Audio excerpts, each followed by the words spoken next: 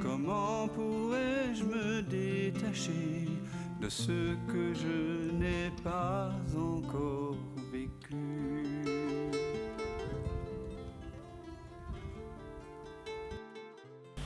Plus je t'écoute, Dan, Oui.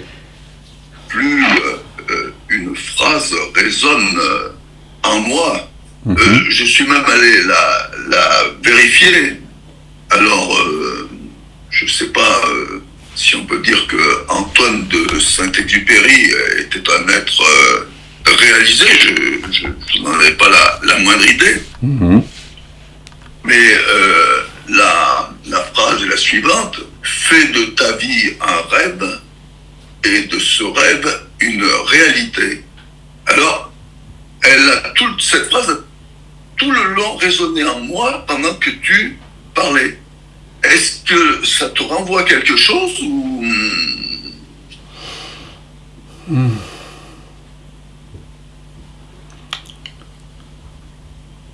Je suis pas sûr de savoir à qui il s'adresse quand il dit fait. Est-ce qu'il s'adresse à un individu apparemment séparé? Oui, voyons surtout comment elle résonne pour toi, parce que moi elle résonne pas forcément. Alors pour moi, elle est venue spontanément comme ça, lorsque il me semblait que je flottais au-dessus de tes paroles. Tu flottais au-dessus de mes paroles, d'accord. Mais toi, tu es qui? Parle-nous de toi. Parce qu'ici, on est là pour parler de soi. Quelle est l'expérience que toi, tu fais de toi-même? Je l'avais dit un petit peu la dernière fois. Non, mais là, maintenant. C'est toujours maintenant. Ah bien, évidemment, lorsque je m'investis dans les propos et que je cherche mes mots, mais si tu me dis là, maintenant... Toujours maintenant. Et je dis toujours là, maintenant. Je dis jamais à quelqu'un qui étais-tu en 1983 ou qui étais-tu en 3450, non. Maintenant. Je suis. Ça, tu es sûr? Oui. D'accord. Alors, partons de là. En étant, qu'est-ce que tu éprouves lorsque tu réalises que je suis, hein, lorsque tu es cet être en train d'être, qu'est-ce que tu éprouves? Bien sûr que dans la Brihadaranyaka Upanishad, on dit que Brahman, l'absolu, l'être, ne peut pas être mis en mots. C'est toujours ni ceci ni cela. Mais quand même, tentons d'approcher notre expérience par des mots. Puisque nous sommes humains, voilà. Ça peut aussi être une invitation à l'investigation, si les mots vraiment nous viennent de cette évidence d'être. Quels sont les mots que tu mettrais dessus sur cette expérience? Comment t'éprouves-tu en tant que ce je suis? Qu'est-ce que tu sens là en étant simplement? Est-ce que là, en intervenant, j'ai l'impression que je me mets à l'épreuve. Ah non, pas en intervenant, en étant, parce que l'être n'intervient pas. Ah ben, en étant, il faut que je... Voilà, alors fais le hop, fais ce petit geste intérieur, comme disait Stephen Jourdain, c'est un petit geste intérieur, hop, et là, neti, voilà, l'être n'est pas en train d'intervenir, mais l'impression d'intervenir et la pensée j'interviens apparaissent et disparaissent dans l'être que je suis. Oui. Voilà. Mais parle-nous de l'être et pas de l'intervention et de la palpitation et de tout ce qui apparaît. Restons au cœur du satsang, centrés vers cet essentiel qui est toujours là. Parle-nous depuis l'essence, ce que tu es vraiment. Excuse-moi, mais quand tu as dit l'essentiel, j'ai vu qu'il y avait ciel dans l'essence. Oui, mais on mais... peut je ne suis pas je suis pas contre le fait de jouer à des jeux de mots, mais c'est pas des jeux de mots, c'est pas des jeux de mots. Mais profondément. Donc, ce qui arrive spontanément dans la conscience que je suis, c'est l'essentiel. D'accord, mais ça c'est un mot, c'est une perception. Parle-nous. Il faut bien parler avec des mots. Oui, d'accord, l'essentiel, d'accord. Donc tu sens que tu es l'essence de toute chose, c'est ça? C'est ça que tu veux dire? Le ciel, le ciel. Le ciel, c'est-à-dire, pour toi, ça veut dire quoi, que tu es le ciel? Qu'est-ce que ça signifie? Le monde de Dieu. Le Monde de Dieu. D'accord. Donc, tout ce qui... Le royaume. D'accord, le royaume. Donc, tout ce qui... ce royaume, est-ce qu'il a des limites, déjà? Ou est-ce qu'il est illimité? Est-ce qu'il est illimité? Donc, s'il est illimité, on est d'accord que ce royaume est accueil. Il ne dit pas non. Il dit toujours oui à tout ce qui se déroule. Il n'a pas en lui de capacité de résistance à ce qui est. N'êtes-vous pas chacun d'entre vous cette présence accueillante? Sentez-le, ça. N'est-il pas évident que l'être que vous êtes accueille en permanence tout ce qui se présente, et ce depuis toujours? Ne voyez-vous pas, chacun d'entre vous, que l'être, ce vers quoi pointe je suis, cette évidence d'être en chacun de nous, ne fait aucun effort pour accueillir les mots, les pensées.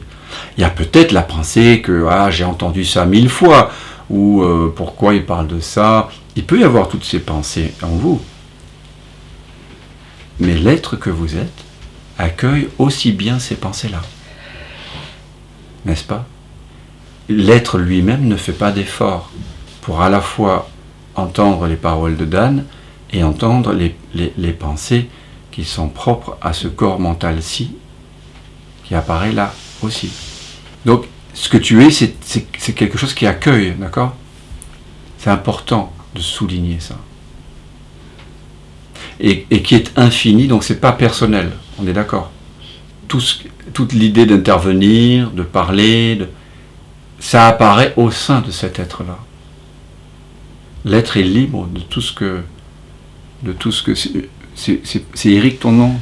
Je me souviens plus. Oui. Voilà, c'est ça. Parce qu'il y a marqué Pacou. L'être est totalement libre de ce que Eric peut dire, penser, faire, dire. Il peut dire des grosses conneries ou des choses hyper intelligentes, subtiles ou grossières, des vulgarités, des insanités, ou développer des théories extraordinaires, philosophiques, esthétiques. L'être accueille en chacun de nous. Est-ce qu'il est ailleurs qu'ici, cet être? Il est donc ici. Tu l'éprouves ici. Oui. Donc vous savez chacun ce dont je parle. Vous l'éprouvez ici. Est-ce qu'il est présent dans un autre temps que maintenant? Oui et non.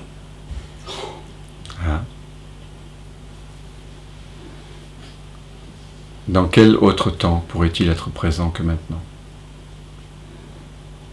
Dans l'irréel. D'accord. Dans le rêve. Ok. Mais tu sais ce que Huang Po disait, tu sais ce que Huang Po, qui est un maître zen du 8e siècle, disait de l'illusion. Il disait, les gens ignorent ce dont l'illusion est faite. Et le rêve, le temps, tout ce qu'on pourrait appeler illusoire, est fait de la nature de la conscience. Parce que le rêve, il apparaît en toi à 0 cm. Donc le rêve est la réalité. Il est fait de la nature de la réalité. Comme le rêveur, Eric, quand il dort la nuit, il s'endort, et parce qu'il s'endort, il permet à plein de rêves d'exister. Mais tous ces rêves sont faits du cerveau, on pourrait dire, de la conscience de Eric. Ils sont faits du cerveau de Eric, tu vois, tous ces rêves. Pourtant, tu rêves que tu es un avatar dans ce rêve et qu'il y a des gens extérieurs à toi, un monde dans ce rêve. Et pourtant, donc dans ce rêve, tu crois être quelqu'un qui expérimente un monde et qui fait des rencontres, qui fait des voyages, qui vit des choses. Et puis tout d'un coup, il est possible de devenir lucide. Hein? Vous avez tous vécu ça? au cœur du rêve nocturne, se dire mais je suis en train de rêver. Ça veut donc dire que tout le rêve, y compris l'avatar que je croyais être dans le rêve, fait partie du rêve, du rêveur, du cerveau du rêveur.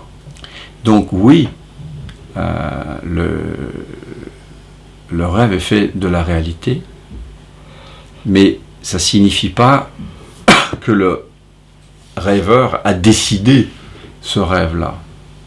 Tu vois ? Oui. Il apparaît en tant que lui, en lui, il est connu par lui, il est constaté par lui, mais... Il arrive tout de même. Il arrive, oui, il arrive, tout de même. Mais ce qui est important, c'est de reconnaître ce dont le rêve est fait. Parce que c'est de ça dont on parle ici. C'est cette réalité ultime que vous êtes, chacun. Chacun d'entre nous. Le rêve? Oui. Non. Et la réalité ultime? Non, le rêveur. Le rêveur. Le rêve, il change. Ce qui est réel,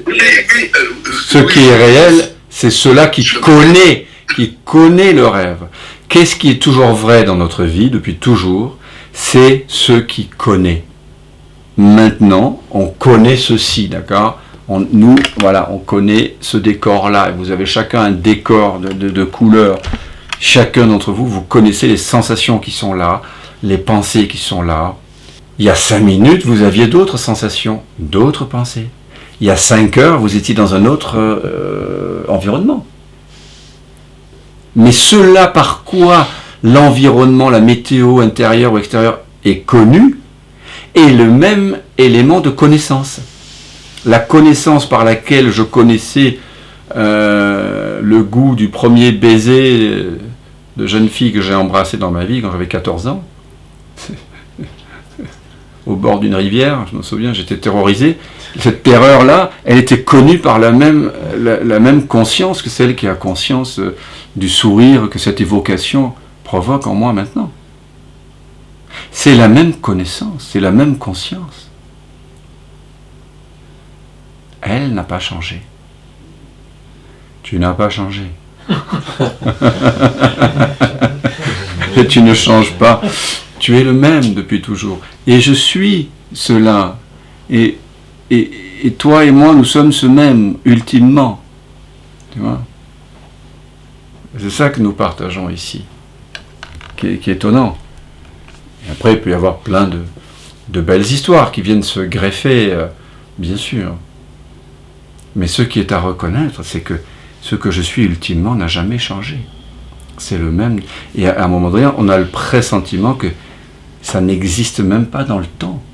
Le temps apparaît et disparaît dans ce même, dans cet un qui est atemporel. Et si la réalité donc a pu d'une certaine façon devenir un rêve, elle ne devient pas.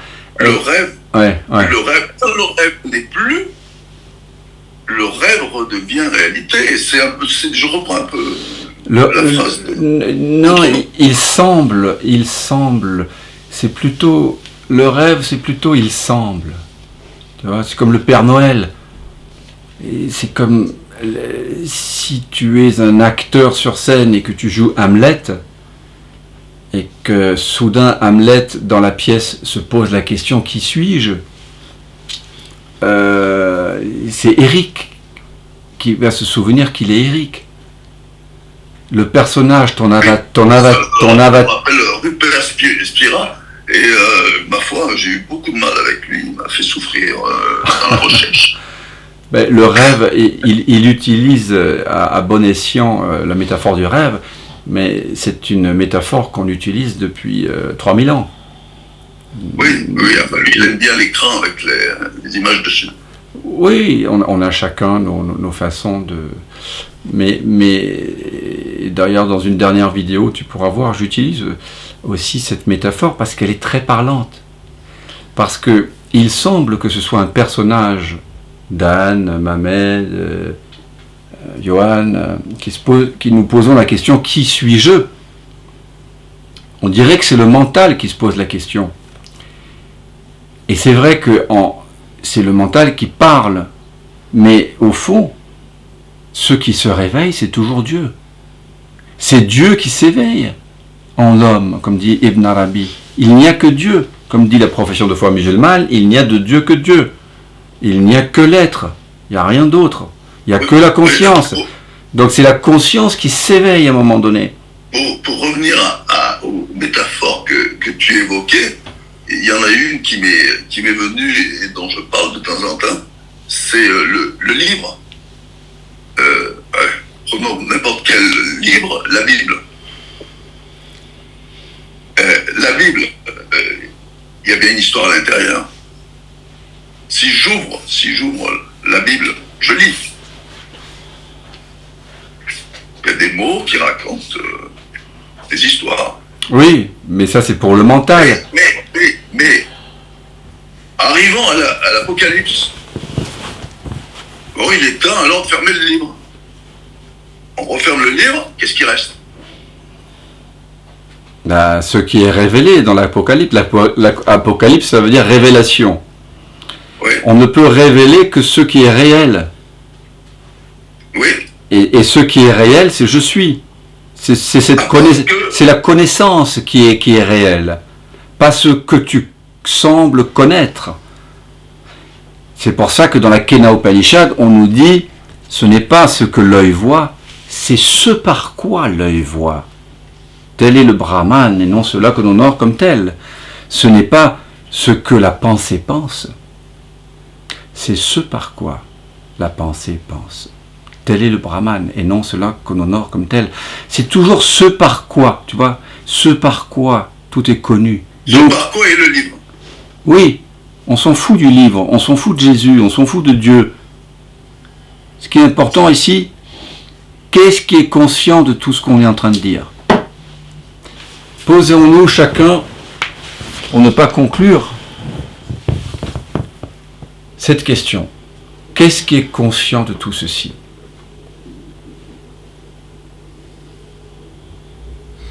Il y a des pensées, il y a des sensations, des odeurs, des goûts, des couleurs, des sons. Voilà tout ce dont on dispose. Qu'est-ce qui est conscient de ça? Posez-vous vraiment la question à vous-même. C'est ça l'investigation du soi.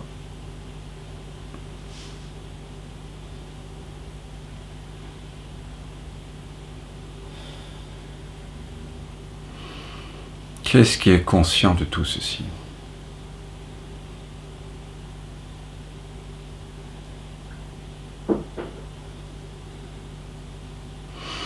Et puis,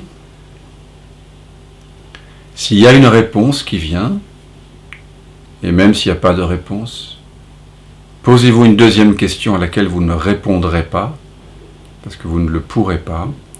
D'où vient cette réponse? Si vous avez répondu la conscience, d'où vient la conscience? S'il n'y a rien, d'où vient ce rien?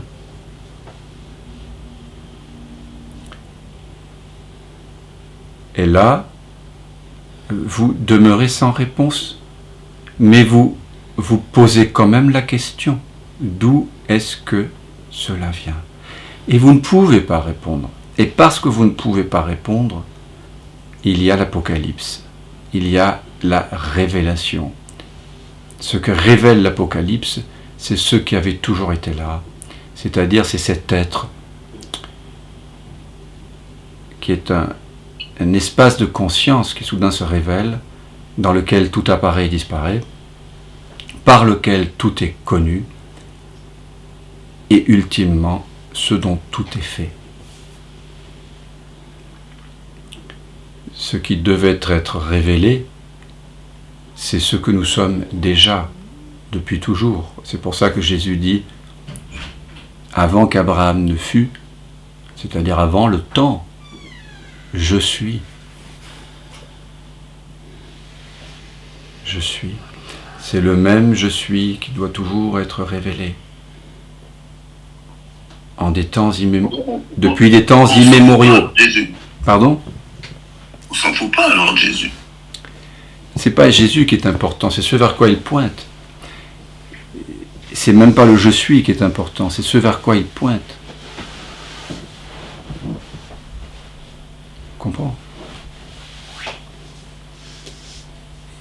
Il pointe vers son Père. Oui. Et quand on se pose la question, qu'est-ce qui est conscient de tout ça? Et ensuite, on se pose une deuxième question, d'où est-ce que ce qui a été répondu à la première question vient? Si j'ai répondu moi, je suis conscient, je me pose la question, d'où vient moi? Si j'ai répondu Dieu, d'où vient Dieu? Et là, je reste sans pouvoir répondre. Et c'est là que le Père, silencieux, entre en moi en plénitude. Parce que je n'ai plus de pensée. Et Maître Eckhart, dans son sermon 5b, nous dit, pourquoi? Parce qu'elle empêche Dieu d'entrer en plénitude en moi. Donc nous faisons le vide par ce questionnement et par cette impossibilité de répondre par le mental se couche. Le mental, quelque part, abdique. Et dans cette abdication, eh bien, Dieu se présente, se révèle, comme étant je. C'est pour ça qu'on dit moi et le Père sommes un. Atman et Brahman.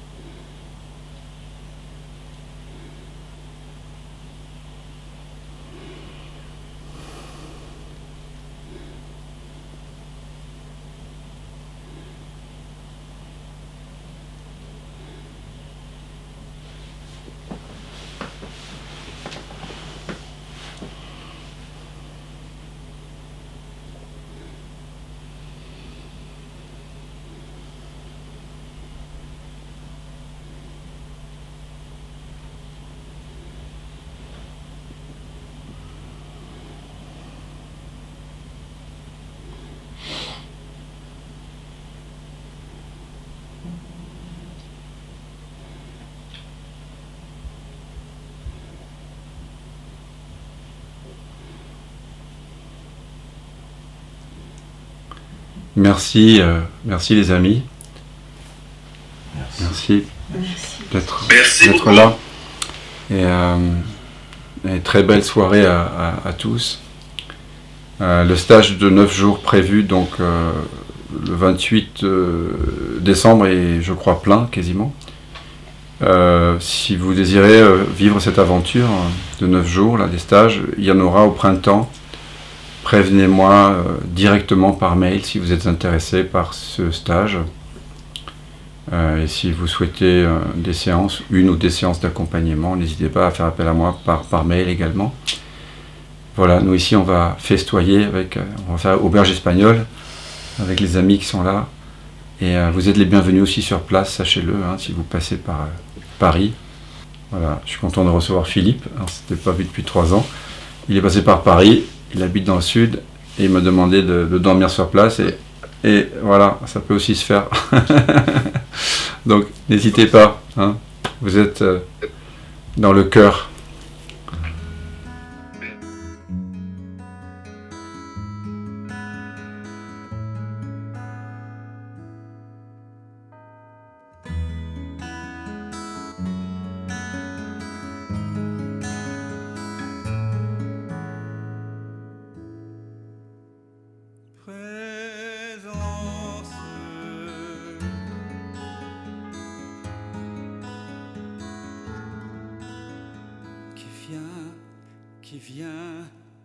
Qui vient de l'absence,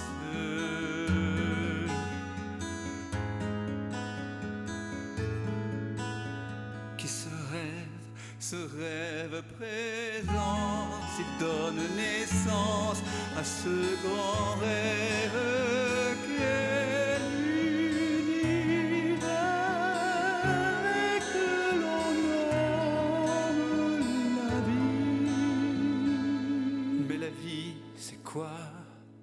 pourquoi la vie n'est que danse, évidence de l'unique présence.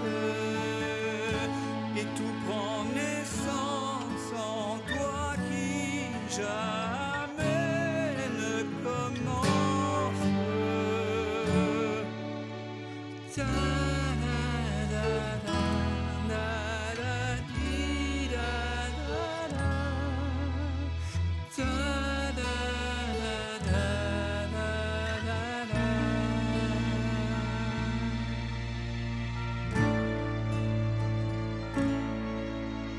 Comme la rose fleurit sans cause, tout se déploie au cœur du virtuose.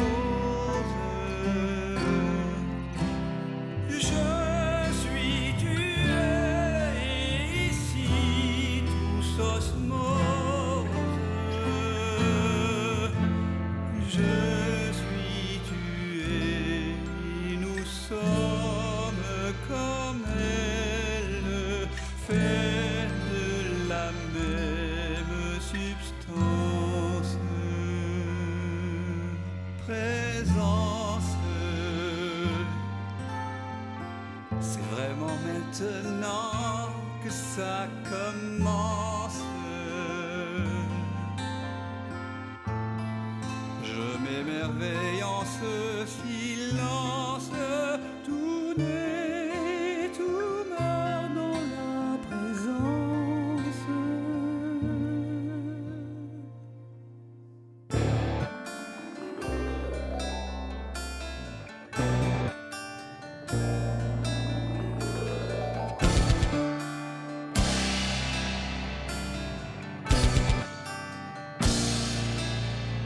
Présence,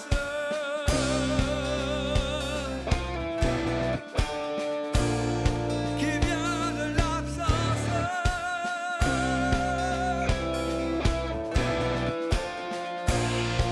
Ici commence la danse.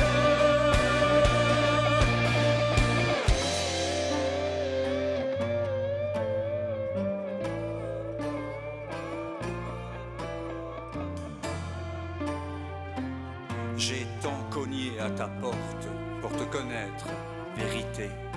J'ai frôlé la folie, j'ai cogné et cogné jusqu'au sang. Un jour, la porte s'est ouverte et j'ai su que j'avais frappé de l'intérieur. C'est le mystère infini de l'un jouant à être deux pour danser avec lui-même. Tout ce chemin, c'est plaisir, la souffrance. Pour moi que tout ça n'est qu'un immense. Je suis, tu es, et nous sommes comme elle, vêtus de chair d'une drôle